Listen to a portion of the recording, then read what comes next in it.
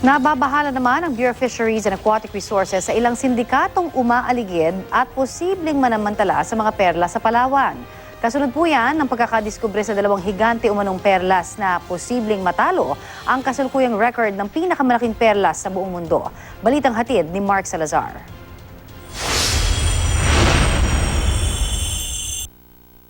Hindi tayo tatawaging perlas ng silangan kung walang dahilan. Sa Palawan natagpuan ang tatlong pinakamalalaking perlas sa mundo. Ang Pearl of the King na may timbang na 9 kilo at nagkakahalagang hindi bababa sa $100 million. Ang Pearl of Allah na kilala na ngayong Pearl of Lao Tzu na 6 na kilo ang bigat at nagkakahalagang $42 million. Ang Palawan Princess na pinresyohan ng $400,000. Ngayon, meron na naman mga bago umanong higanting perlas na nadiskubre sa ating mga karagatan. Kinukumpirma pa kung authentic o totoong perlas ang isang ito na 13.75 kilos ang bigat. At ang isang ito na nasa Taclobo pa na may bigat na 24.75 kilograms. Kung sakali, aagawin ng mga ito ang record bilang biggest pearl in the world. Sa ulat ng kapuso mo Jessica Soho, nakuha raw ang mga ito sa karagatan din ng Palawan noong pang 2014 ng lalaking itinago sa pangalang Toto na siya rin daw unang nagmay-ari sa Pearl of the King. Pero ang Bureau of Fisheries and Aquatic Resources o BIFAR nababahala.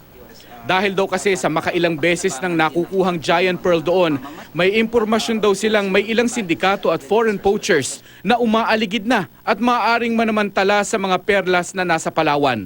Hindi raw dapat pinapakialaman sa dagat ang lahat ng klase ng giant clams o taklobo, may perlas o wala. Dahil endangered na mga ito o malapit ng maubos. May fact na nagkaroon talaga ng isang special na konseho na tumututok sa Palawan ay isa na yung parang pagpapakita na talagang buo ang effort ng pamahalaan na talagang tutukan ang pangangalaga sa Palawan sa pamamagitan nga nitong Palawan Council for Sustainable Development. Ang problema sa ngayon, hindi sapat ang mga law enforcement agents ng BIFAR. Kahit pa raw makipagtulungan pa sila sa PNP at Philippine Coast Guard sa palibot ng mahigit 7,000 isla sa bansa. At kung BIFAR ang tatanungin, ang mga higanting perlas na itinuturing na national treasure ay yamang dapat nasa dagat, hindi sa lupa. May impact yan doon mismo sa ecosystem.